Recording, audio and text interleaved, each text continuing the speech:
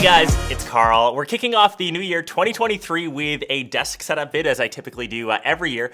This year is slightly different, as this will probably be the last year we're sitting here in the studio, as if you're not following along, currently building a new house around 1/3 the way through. So this time next year, we should technically be in a new spot. So I've actually partnered with Best Buy on this. All of the stuff that you see in this video, you can grab from them, and keep an eye out for their top deal section. It kind of switches every week, so you can pick up tech for a sweet deal, and actually some of the tech that we're reviewing today will be part of that deal section. So just keep your eye listed on the description. Everything that I mentioned will be there. And we'll start things off with maybe the only thing that you can't grab from there, which is the actual desk. And I'll give you my options on different price categories, because the one that I have behind me is technically a dining table from a company called Rove Concepts. They've provided furniture for the channel for years now. It's technically just a bit too large for a desk, but it works here in the studio space.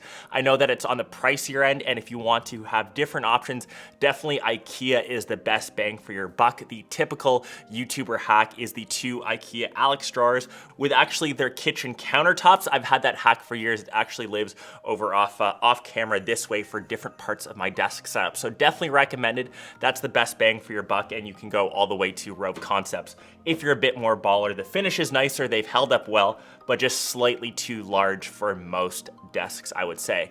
So to the actual tech itself, so you can kind of see behind me, I'm going for a laptop slash monitor combo. That needs no introduction. I'm rocking the Pro Display XDR from Apple. I've had that for a couple years now. It was definitely overkill when I bought it. I still agree on that, and we have so many great monitors out, but just because it has that Apple tax, just because of the beautiful build, it's just on a bit of a different level in terms of industrial design. You have that iconic honeycomb pattern on the back. Unfortunately, it is blocked because I do have a wall behind it, but I think it would be a great centerpiece. It only sadly has the one Thunderbolt 3 port, which travels to my 16-inch MacBook Pro, which has kind of seen more studio use because I'm actually traveling more with my MacBook Air. If you saw my tech travel pack video, it's just easier to travel with. It's a smaller form factor. It has the M2 chip, which still is kind of underneath the M1 Max, I would say, but still more than enough for the YouTube videos and the Instagram content, TikTok stuff that I create here. So my M1 Max, I think we all thought we would see a refresh of the 16 and 14-inch MacBook Pros at the end of last year in 2022. So expect those to come probably still in the fall. Maybe we might see something from Apple in springtime for a brand new update, but that's currently the computer setup that I'm rocking. Like I said, I think that the Pro Display XDR is nice. Is it justified for that extremely high price? Most probably not. I know that it gets 1000 nits brightness, 1600 nits at peak brightness. It's still capped sadly at 60 hertz. So if you're looking for anything quicker, a gaming monitor, anything over 120 frames, you'll have to look elsewhere. So I do swap that out actually with ones that I test, and the current one that's on deck is this one. It's the LG Ultra Gear. So this is the 32GQ850, specifically meant for gaming, as it's part of their Ultra Gear lineup. So if you are rocking a PC setup, this is probably one that I would recommend, as it doesn't break the bank too much. You've still got a great response time with 240 hertz at 2560 by 1440. The only thing that it's missing out on is that USB-C port on the back. So if you want that one plug and play option with, say, your MacBook, or you are Team Apple to keep down the cable management, that's just something to keep an eye on. But nevertheless, a great gaming monitor, especially for the price. And if you are on a PC setup, definitely look towards this one, as you aren't breaking the bank. So those are the two monitor options, both 32 inches. I find that having one monitor is a bit easier than having the dual monitor setup, even though it can get a bit baller with double setups. But I do prefer a one large one. 32 inches is, I would say, the perfect size for getting work done, for being productive, and obviously watching content and playing games. So off to the side of my computer, which you see over on this way, so these are two studio monitors, technically great for monitoring audio. They are the Yamaha HS7s. Unfortunately, as I only have that one cable option with USB-C, you technically need an audio interface to run these. So I am cheating slightly. They are strictly aesthetic options. I am looking to replace them, and that one first option from the Best Buy top deal site, there are some tweeters that I'm eyeing. Those ones specifically specifically are currently from Pioneer, and I know that they have different sizing options, and I would have to build out some sort of speaker setup. So that's currently on my radar list, maybe one of my first upgrades coming to this year. But like I said, just a bit of a aesthetic option just because they're in white. I've had them forever, and I typically just sometimes wear headphones, but if I'm in the market, I will look to upgrade those this year in 2023. The peripherals for the computer, I like to keep things super minimal. So if I'm not typing out on my MacBook Pro and I have that closed in clamshell mode, I usually stick that off to the side and I'm just using the standard Logitech MX keys. Those are actually suited straight for Macs, and that's the same as the Logitech MX Master 3S mouse. If there would be any keyboard and mouse combo that I would swear by, it would probably be this. Once again, they're not breaking the bank. I think they're around $100 each, and the MX keys is nice and compact. It has nice travel. It gives you a great typing experience. And over on the Master 3S or the MX Master 3S, by far the most ergonomic mouse. If you're someone that still uses the Apple Magic Mouse, bless your soul, as your hand must be cramping up. This thing is the greatest ergonomics for your hand. If there was one accessory I would say to recommend, I've said this maybe for 3 to 4 years, as the MX Master has evolved. I've used it, I think, from Gen 2 all the way up to the 3S. I'm sure we'll see the Gen 4 come out this year. It is just the smoothest piece of kit on your hand. And if you use a computer for anywhere over an hour, stop using the trackpad. Get yourself over to a good old mouse. Your hand will thank you. For the actual computer itself, and one of the big reasons why I'm kind of stuck in the Apple ecosystem is just simply for the software that they offer. So obviously I edit most of my footage here on Final Cut. That's actually the big reason why I'm on Mac OS and why I'm sucked into things like iMessage, AirDrop. Obviously, Apple stuff costs a lot, but once you're sucked into their black hole, it is very, very tough to escape. So the biggest things that I'm using over on my computer are Final Cut Pro, weirdly enough, Notes, because you can use them across your iPhone, across your iPad, across obviously the MacBook. Apps like reminders, anything that is kind of stock Apple, they just work so well across all of their different devices. So I know once you're sucked in, it's tough to get out, and if you are on Team PC or use an Android, big props to you. We'll get to some of my smartphones in a second. The second most used piece of software I mentioned about that house build is actually a SketchUp, so definitely worth checking out, completely free to use. I kind of YouTubed videos on how to learn it, just a great little design tool. And the third one, now that we're entering a new year, it's obviously tax season, so check out TurboTax. Once again, it's a free piece of software to use. I know that you can buy a pro version, and that's actually the second item from the top deal section for Best Buy. So if you're trying to do your own taxes, you're trying to save a bit of money, something worth definitely checking out. And because I'm not rocking a dual monitor setup, technically my second screen is my iPad Pro. So this is the larger 12.9 inch. It's got the new M2 chip. It is sadly still a glorified second screen to watch football, to watch soccer. So typically when I'm editing, I have some sort of game, some sort of highlight playing off to the side. That is sadly the potential that I use my iPad for. I still think I'm way more productive, and most people would be on a dedicated OS like Mac OS.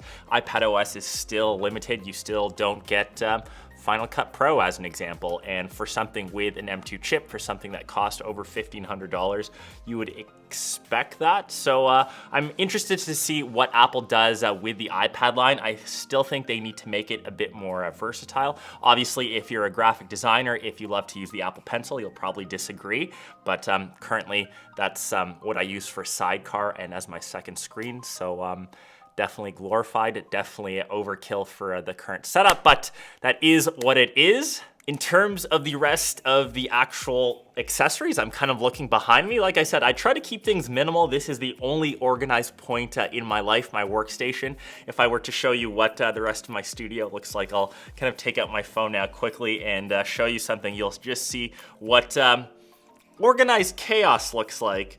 It is pretty much a shit show. So we can kind of talk about devices quickly. You can see that I'm rocking the 14 Pro Max. Obviously that's keeping part of the Apple ecosystem, but I also have my S22 Ultra. And what I love about Samsung devices, I guess that's not really what I love about them, but because they kind of go down in value, now that we're into 2023, the device has been out now for what, 8 months, they've definitely dropped down in price a lot. So that's actually another great device to grab on the Best Buy Top Deal site. You can snag them for a fraction of the price than what they originally came out on. I think they were around $1,200 or $1,100 depending where you live. Obviously now they're being way cheaper, and as we get to the S23 Ultra or the Galaxy S23 lineup, which should be announced sometime in February, now is a great time to pick one up on a bit of a deal. So those are the two smartphones. And in terms of the rest of the accessories, you can see that I've got little trays from Grovemade. A bunch of the stuff is actually from Grovemade itself, especially that little monitor riser, which I don't actually use to rise up my Pro Display XDR because that has a built-in lever. It actually just helps keep things a bit more organized and clean to see any of the cables. It does house the one piece of orange that I have in my setup. I actually got that from my good old boy Nick. My editor Nick grabbed me this little Singer Porsche, which I kind of keep on top of my monitor riser. It's dope. I typically switch out my desk accessories to little bits of Lego, to Funko Pops, to kind of whatever suits my mood for that type of week. So I think it's cool to have little pieces of tech and just maybe even little toys to keep your desk set up a bit funky and a bit more unique. Underneath that, I have a little Grovemade tray. In there, I keep just extra accessories. So I have things like extra SD cards. I keep my Apple Pencil. I keep my stationery. So once again, a Grovemade pen. It's essentially just a little tray to help keep things organized in one area so you just don't have little bits of stuff sitting around on the desk. And every time I come to the studio, I usually put my car keys and my studio keys in there just to keep things organized. So it's my controlled bit of chaos, like I said. I try to keep my desk a little bit organized, and that's a great way to do that. On the opposite side of the desk, you'll see two books that I usually interchange, a lot for aesthetic, but I actually took a lot of use out of the Local Project, which is a great architecture book. It's what I use for inspiration for my new house build, so I kind of flip through ideas when I've got some downtime. And my second hint of orange is just this Dieter Rams book, another great designer. Had to pick that book up once again just to keep up with my orange game. And kind of moving on from there, we kind of rise up to the two wall shelves. Once again, both from Grovemade, both in that natural wood finish to kind of tie in the theme. And there I just keep extra little desk bits and just obviously my Lego build. So if you haven't noticed, I am one of the biggest Lego fans. I typically buy Lego purchases with each big moment in my life. So when I actually moved to this studio, I built out this massive Starship Destroyer. When I picked up my 2018 Porsche GTS, I actually bought that little Lego Porsche build right there. I can't actually remember my AT-AT Walker, but I also have the larger version, the Ultimate Collector Series off to the side, which I built last year, and I'm sure when we move into the house, I will buy a new UCS collection, so I'm trying to figure out what to buy. Lego is my jam. I just love building out Lego. And beside my Lego, I just have my trifecta of lenses, which typically live on my desk. So I have the Holy Trinity of G Masters, 16-35, the 24-70 Gen 2, and the 70-200. I pretty much cover all of my focal ranges. You can tell that I'm Team Sony. We're recording right now with an A7S III. The second one is sitting off to the side here, which I'll probably grab all of the B-roll footage from this video with, so you kind of know which camera that I'm rocking. And other than that, that is probably all of the tech that is part of my desk setup. I obviously have my Xbox, which doesn't get any love. I wish my Pro Display XDR, you could hook up an Xbox Series S, but I just have some extra little orange bits. I love to collect controllers, and I do have this chair. This guy is a Herman Miller M-Body. Maybe the tech that I've invested into for the longest. I know that they're over $1,000, but I've had this since my first studio. We're talking about 7-8 years ago, and this chair has still held up the test of time. I'm bringing it into my new spot. It's been great. It's one of those things where if you're sitting in a chair just like, you know, if you're using a mouse for longer than 6 to 7 hours, you just want something good for your back. I did mention over the shoulder, we do have a Lego build, technically not part of my desk setup, but I just have extra little accessories. So I've got my AirPods Maxes. Those are in a orange colorware edition. So those are actually painted. They're not a skin, they're not a decal. They're painted by colorware. So I think those are dope. And I actually just have my Dyson V10 Detect Complete just to clean up all of the stuff underneath my desk. I try to keep this area clean. Obviously, Link is in the studio a lot, so he likes to bring his little muddy footprints in. So I keep things clean with my Dyson. Once again, it's orange, and that's actually the last Best Buy tech deal as part of this episode. So that's pretty much all of the tech, I would say, in my current desk setup. Curious what upgrades you guys have to recommend. Obviously, this vid is just made to give you some inspiration. And as we move into the new house, I think estimated completion is September 2023. So I will be moving my entire studio to that new place. So we will start fresh again. And yeah, if there's any upgrades, let me know down below in the comments. Hopefully you guys enjoyed this very first vid of the year. And here's to another solid one on socials. We'll catch the rest of you in one of my next vids. Peace.